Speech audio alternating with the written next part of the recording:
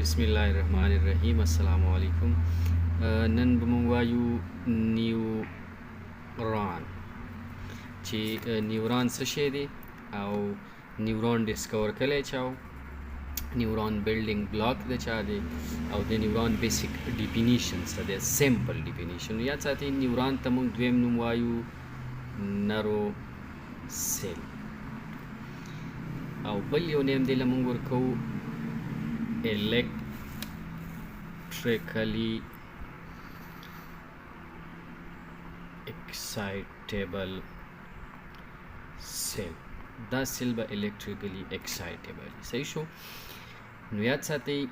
نیورون ته موږ نرو سیلز هم وایو پهله چې دا ډسکور شو پهله چې پته ولګي د دې ته نرو سیل وایو بیا وروسته دا نیورون نوم دی ورکو او electrically excitable cell دی ته موږ هم وایو نیورون ډسکور شوی کله نو یاد ساتئ نیورون ډسکور شوی په 1891 کې او ډسکور کله چاو دا ډسکور کله هنریچ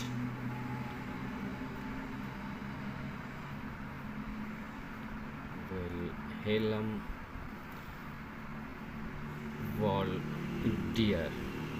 والډیر ډسکور کله دا د جرمن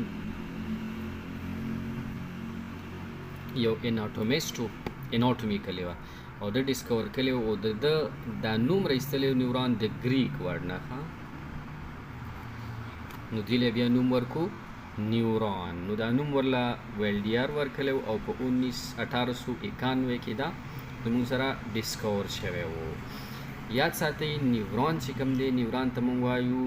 فنډامنټل unit of nervous system دا د نرو سیستم بنیادی structure and functional unit هم ورته تاسو شی ویلی fundamental unit of nervous system ورته هم شی ویلی د نیورون دپاره د د سپورټ دپاره او د د پروټیکشن دپاره یو ټایپ اف سیلز وي هغه ته موږ وایو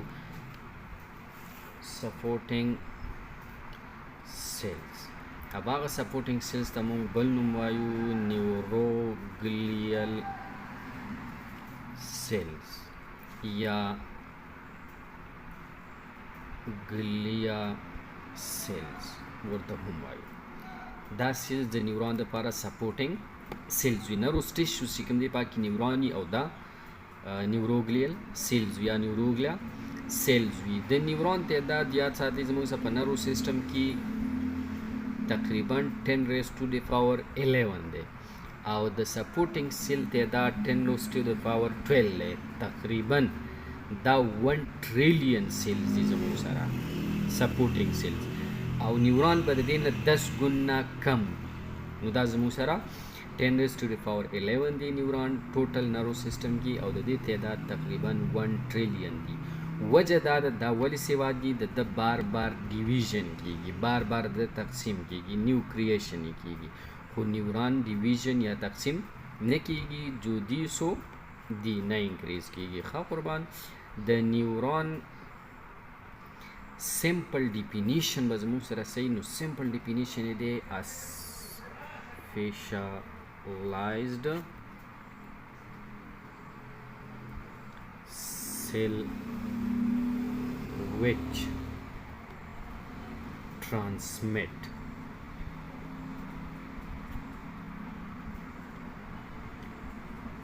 information by electrical and chemical impulses throughout the body. یاد ساتئ specialized cells which transmit چې دا به وړي انفارمیشن یا معلومات به د یو ځای نه بل ځای ته وړي د څه په ترو به وړي د الیکټریکل او د کیمیکل امپلسز په ترو باندې دا میسیج چې ځي نو دا به د الیکټریکل چینجز او د کیمیکل چینجز په ترو باندې مخکې رواني او په دې کې به وړي تھرو اوټ د باډي د انسان په ټول یا په ټوله باډي کې چې دا میسیج د یو ځای نه بل ځای ته ټرانسمیټ کوي وړي، نو دا به د الکتریکل او د کیمیکل امپلسز په تھرو باندې وړي، نو دغه ته بیا مونږ وایو نیورون.